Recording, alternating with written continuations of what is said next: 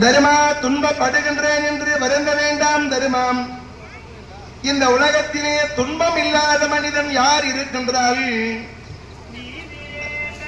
அதாவது துன்பம் இல்லாத மனிதன் யாருன்னார். இப்போ நிறைய பேர் உட்கார்ந்துறீங்க, மகாபாரத சொற்பொழிவை கேட்க நிறைய அன்பர்களும் தான் வர்றீங்க. துன்பம் இல்லாத யாராவது ஒருத்தர் இருந்தீங்கன்னா கையை தூக்குங்க. உங்க காலில் நாங்க 2 பேரும் வந்து விழுந்து வணங்குறோம். மகாபாரத சொற்பொழிவாளரே, எங்க வாழ்க்கையில துன்பமே இல்லாம இருக்கிறது யாராவது ஒருத்தர் கை தூக்குங்க. பாட்டி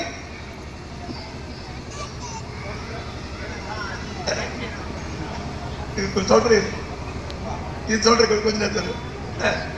ஏன் தெரியுமா? உலகத்திலேயே துன்பம் இல்லாத மனிதன் இல்லைன்னு முடிப்பேன். நான் முதல் கொண்டு இவர் முதல் கொண்டு உட்கார்ந்துகிற எல்லோருக்கும் எதுவோ ஒரு வகையில் ஒரு துன்பம் ஒவ்வொரு நாளும் இருக்கு. 23 வயசு பையன் கல்யாணம் பண்ணா 27 வயசு கல்யாணம் ஆகல. பையன் நல்லா இருக்கிறா, பெண் கிடைக்கல. கல்யாணம் ஆகலையேன்னு அவருக்கு துன்பம். கல்யாணமானவனா சந்தோஷமா இருக்கிறானா? நிம்மதியா இருந்த, ஜாலியா இருந்த. என்னைக்கு கல்யாணம் பண்ணனா அன்னைக்கு இருந்து எனக்கு பிடிச்சது துன்பம் தான் படுறான். திருமணம் ஆகாதவனுக்கு திருமணம் ஆகவில்லை என்று துன்பம், திருமணம் ஆனவனுக்கு ஏண்டா திருமணம் நடந்ததோ என்று துன்பம், குழந்தை இல்லாதவனுக்கு குழந்தை இல்லையே என்று துன்பம், குழந்தை இருப்பவனுக்கு இத்தனை குழந்தையே பொருந்தோம் தெரியலையே என்று துன்பம்.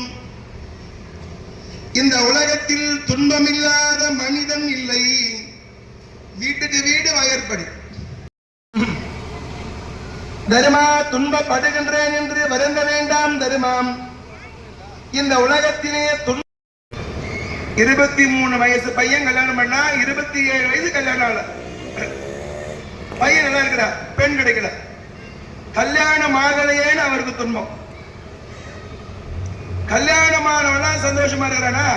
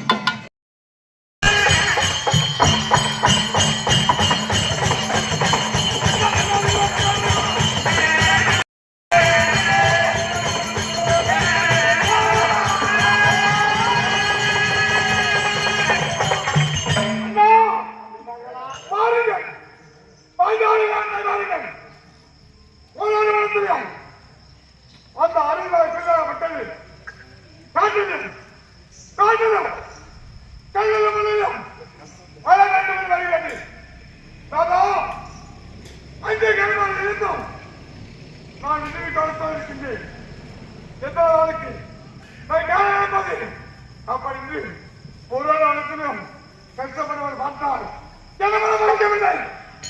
இப்ப மட்டும் என்ன போச்சு? என் நாய் பெண்கள் நடந்துச்சு. அன்னைக்கு கெட்டுப்பட்டாச்சு. கண்ணால் கேட்கிறாரு. அன்னைக்கு ஓடி கதை எடுத்து அருளப்படி கட்டாவது விட்டு நண்பன் ஆக்கி விட்டு கட்டுப்பட்டு இருந்தோம். இப்ப ஒண்ணு நடந்து போறாங்க. போடா தம்பி ஒரு வார்த்தை நாள் வந்து பதினாறு வார்த்தை குறைந்தாரா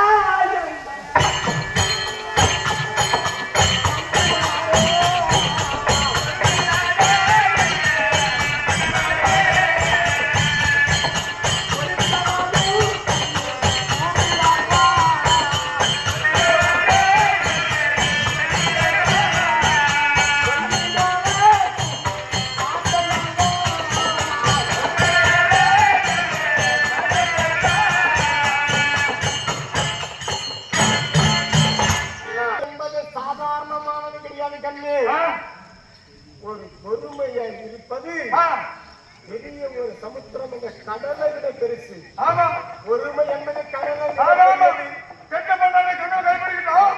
அப்போ நான் கண்ணை நிற்கிட்டோம். வருங்கள் என்னன்னா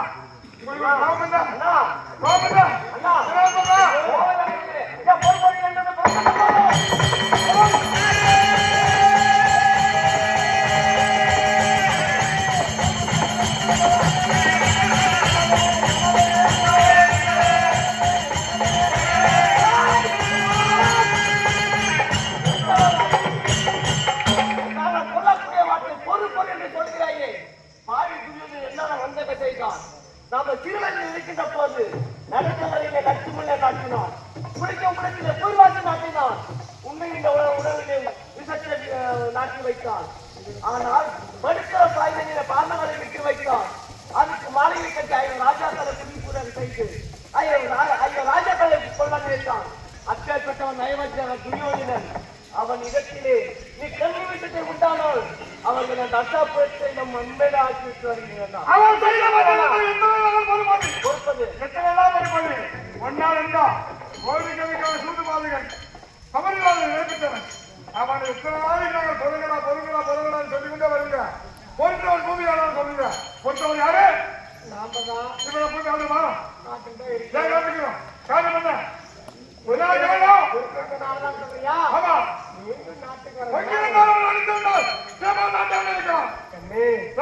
பொறுமை கடலை விட பெரியது என்று சொல்ல தெரியுமா? அப்படி பெருமை. ஆனா ஒருவருக்கு இருக்கக்கூடிய நேரம் இன்பமும் துன்பமும் சரிபாதி. இன்பம் என்றால் துன்பம், இனிப்பு என்றால் கசப்பு. இப்படி மனிதருக்கு வாழ்க்கையில மாறி மாறி வரும் என்று. அப்படி மாறி வரும்போது நல்லா சந்தோஷமா இருந்தா 100 வருஷம் படிக்க நடந்தது. கஷ்டமா சுத்தமா நினைக்கிறது. இதுதான் தவறு. எல்லாத்தையும் சரி செய்து பொறுத்து பொறுமையை கடைபிடித்து வாழ்வதுதான் வாழ்க்கை. தவறு நீங்க பொறுங்கடா பொறுங்கடா பொறுங்கடா அவர் சொன்னாங்க. நமக்கு ஒரு நல்ல நேரம் வரும், நமக்கு ஒரு காலங்கள் வரும், நல்லா வாழ்வதற்கு வழி வரும். அது வரை கொஞ்சம் பொறுமை இருக்கு. அப்படி இருந்தா அண்ணாவுக்கு அம்மா சொல்லி பாரு தந்தாய்க்கு தந்தாய் அண்ணதான் அண்ணனை கண்ணா வந்தான் அண்ணா